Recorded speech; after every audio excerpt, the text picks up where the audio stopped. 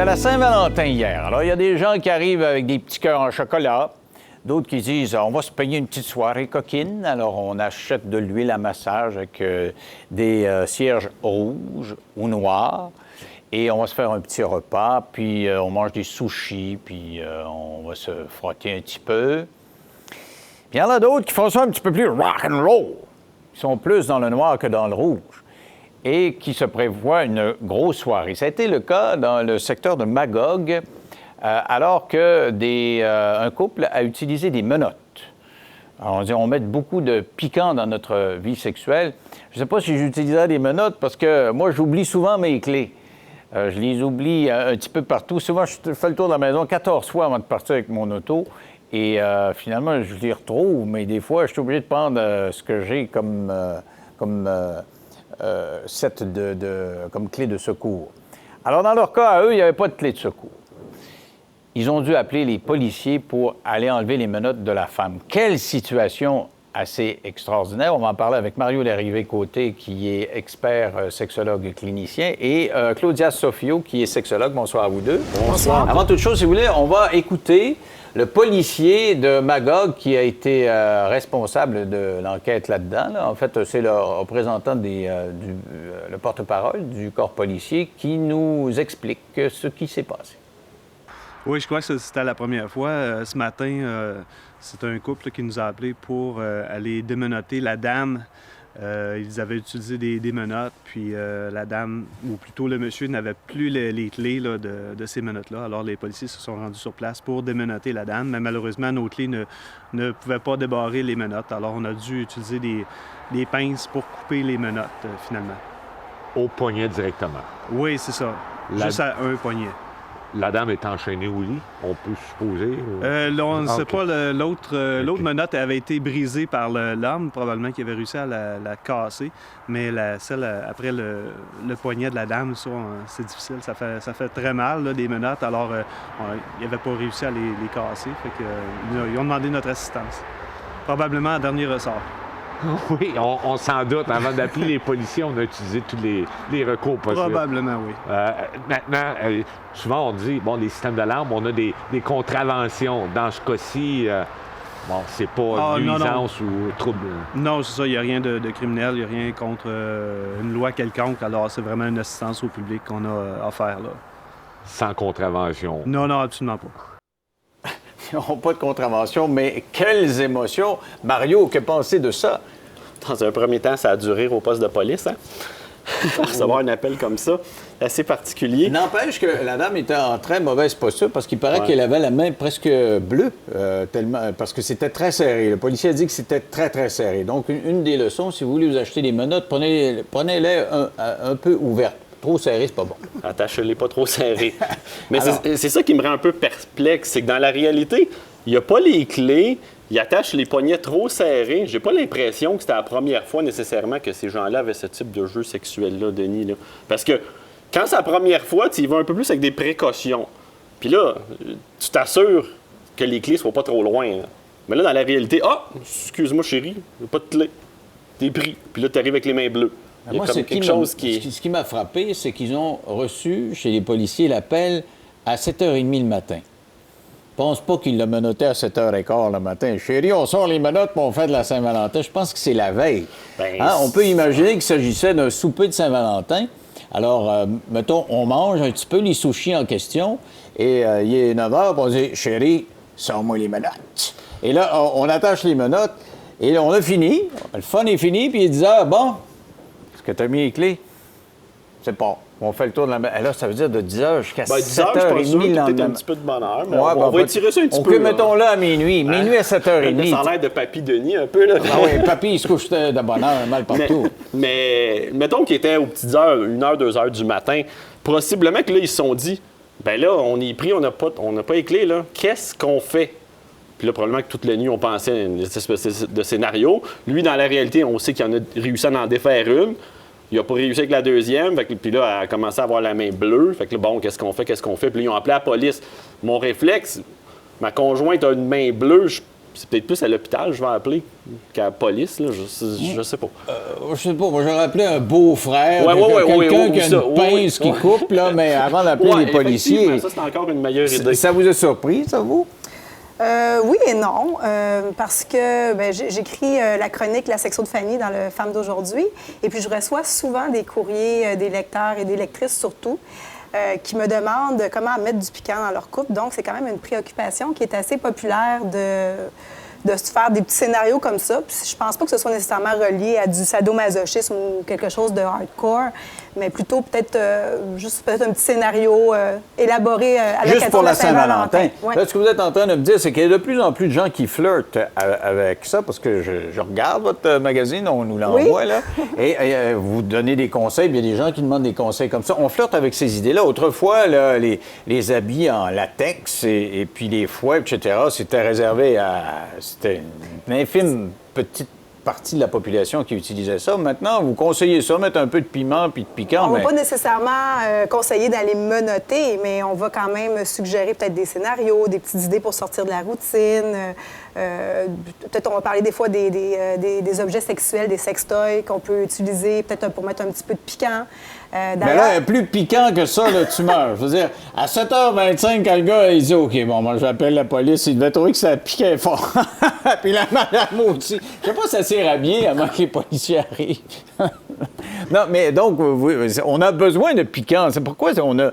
Ça arrive souvent dans votre magazine, on veut pimenter notre vie. D'où ça vient, cette préoccupation? Pourquoi ce besoin de piment tant que ça? Bien, pour sortir un peu de la routine, puis les gens en couple ont envie d'aller s'éclater un peu en dehors des sentiers battus. Puis, c'est quand même une préoccupation qui est présente le plaisir dans le couple. Et puis, c'est ça. Puis aussi, c'est un petit peu plus démocratisé, les sextoys, toutes les huiles à massage, tout ce qui est un peu... ce qu'on retrouve au sex shop, ou dans les boutiques érotiques, est maintenant de plus en plus accessible partout. On trouve même présentement un nouveau vibrateur qui a été conçu par Trojan dans les pharmacies et au Loblaws. C'est sorti Oui, c'est sorti sur les tablettes. Ma pinte de lait, mon pain et mon vibrateur. Exactement. À Cash et Costco. Donc ça demande quand même une préoccupation et un désir d'aller sortir un peu des sentiers battus dans sa vie sexuelle. Alors, Mario, ce désir de sortir des sentiers battus, il y a des gens qui, à un moment donné, l'épousent compulsivement, là, parce que de plus en plus, vous êtes là souvent là, pour nous parler de gens qui dérapent là-dedans. Ouais. Là. Je veux dire, ça arrive souvent quand même. Bien, c'est sûr que moi, je vais plus privilégier, je vous dirais, l'intimité puis la relation affective Vous entre êtes les du deux genre amour, personnes. vous donnez des cœurs en chocolat. Non, là. Pas des coups de fouet. Denis Lévesque. Je pense qu'on va garder ce morceau-là pour l'autopromo. Ouais. Donc, je disais que je pense que c'est mieux l'interaction entre les deux personnes. C'est sûr que, bon, au fil des années, comme disait Claudia, les gens, des fois, veulent mettre un peu de piquant. Mais il faut quand même garder, je pense, ce qu'il y a entre les deux. Parce que si, à partir du moment où est-ce que ça dérape souvent, là, c'est que, bon, on essaye une affaire, pendant un petit bout de temps, là, c'est bien le fun, c'est bien excitant. Là, ça ne fonctionne plus. On essaye un autre, puis un autre, puis un autre. Puis à un moment donné, c'est comme sky's the limit. Là. On arrive où, à un moment donné, avec ça? Là? On ne peut plus s'arrêter. On ne peut plus s'arrêter. Puis là, c'est qu'on se perd de vue. Au lieu d'avoir une interaction entre les deux personnes, bien là, il y a comme même pas une tierce personne, je dirais une tierce bébelle qui est continuellement là. Puis là, on se perd de vue, là, entre les deux. Puis là, on a obligatoirement besoin d'un accessoire, sinon ça ne fonctionne pas. Donc, est-ce que c'est vrai qu'on devient dépendant des bébelles comme ça? Il y a certaines personnes, oui, il y a des femmes. Il y a d'ailleurs un lecteur qui m'écrivait que sa femme aimait mieux faire l'amour avec son vibrateur qu'avec lui. Il était jaloux, le gars? Oui, un peu. Il se demandait est-ce que je suis si plate que ça au lit? Est-ce que je devrais aller consulter? C'est ce qu'il posait comme question. Mais moi, je me dis... peut-être qu'il l'était aussi. Bien, à la base, probablement qu'il y avait un manque de communication. Puis je pense que c'est ça qui est le plus important. Comme disait Mario, c'est vraiment la relation entre les deux personnes. Un objet sexuel ou un accessoire ou un scénario va peut-être mettre un peu de piquant, mais c'est pas ça qui va régler à la base s'il y a un problème de communication ou d'intimité entre deux personnes. Il ne faut pas s'en servir comme d'un plaster sur un bobo, là, non plus. Ce qui est frappant quand même, c'est de voir qu'il y a de plus en plus de jeunes qui vous posent des questions. C'est des jeunes, votre public cible, c'est des jeunes de 20, 22, 23 ans qui ont besoin de piment dans leur couple. Alors, on dit qu'est-ce que ça va être quand ils auront 40, 45 ans? Je veux dire... Les questions que je reçois des lectrices qui sont âgées, je dirais, entre 18 et 21 ans à peu près, c'est plus des questions de...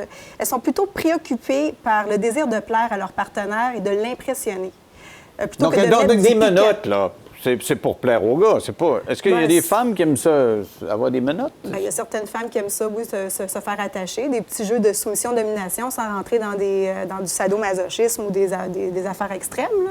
Ça peut être apprécié autant des hommes que des femmes. Vous croyez à ça, vous, que c'est plus... ça peut être un désir de femme autant qu'un désir d'homme? Oui, mais ça va quand même être souvent le monsieur qui va proposer ces choses-là. Mais effectivement, qu'il y en a, comme disait Claudia, qui vont apprécier ça aussi. Là. Ça peut être les deux côtés. Là.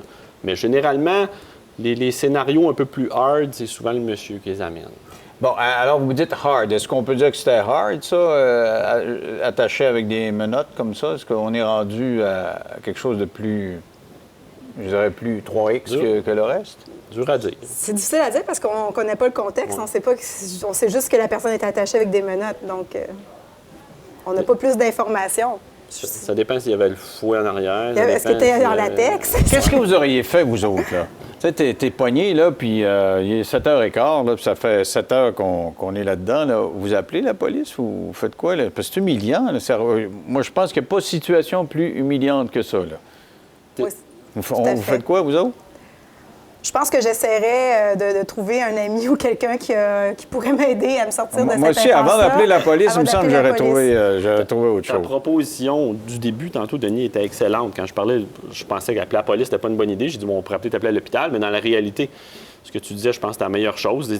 Comme dans un premier temps, tu essayer de se rhabiller un peu, de se couvrir un peu. Puis dans un deuxième temps, essayer de trouver une amie, quelqu'un de proche, de garde, là, je suis vraiment dans le trouble, là, il m'est arrivé une petit incident, puis peux-tu venir m'aider? Alors, le prochain piquant qu'ils vont mettre dans leur vie, eux autres, là, ils vont y penser à 2 fois. Je pense qu'ils vont rester traumatisés. Est-ce qu'ils vont oublier ça, le piquant, là, puis c'est la position du missionnaire jusqu'à 92 ans? D'après moi, ce qu'ils oublieront surtout pas, ce serait une clé de secours. Ça, c'est clair. Les clés, ils oublieront pas. Mais ils vont peut-être prendre plus leurs précautions à l'avenir s'ils essayent quelque chose pour pas se retrouver dans le trouble, dans l'embarras comme ça. Parce que ce qu'on a appris, c'est que les menottes de policiers, ça ne fonctionne pas sur les menottes de sex shop. Parce que les policiers ont vraiment essayé leurs clés sur les menottes de la femme en question et ça ne fonctionnait pas. Alors, il y a une différence entre des vraies menottes puis des menottes plus bébelles, accessoires de sex shop. Là. Alors, on est rendu là-dedans. Vous dialoguez avec les jeunes. Là. Ils parlent beaucoup de sexe. Ils vous posent toutes sortes de questions. On a l'impression que c'est omniprésent chez elles. Est-ce que c'est parce qu'ils ont commencé ou elles ont commencé très jeunes et il y a une espèce de panne de désir, puis il y a comme une inflation dont on parlait tantôt? Je ne crois pas que les jeunes, ce soit relatif à une panne de désir, leur question par rapport au piquant, mais plutôt pour le désir de plaire ou d'impressionner, comme je disais. C'est plutôt ça. Impressionner. Impressionner ou plaire. Tu veux impressionner ton chum, là, t'arrives avec ces gadgets-là? Bon, peut-être pas des gadgets, mais plus des trucs pour les impressionner. Mais c'est difficile de répondre à ça. T'as bien en garde-malade ou en... je sais pas quoi, des scénarios, des trucs coquins. Bon. Ça vous exciterait, Mario, vous, de votre blonde en garde-malade? Non. Ouais, ça me dit pas grand-chose. Non.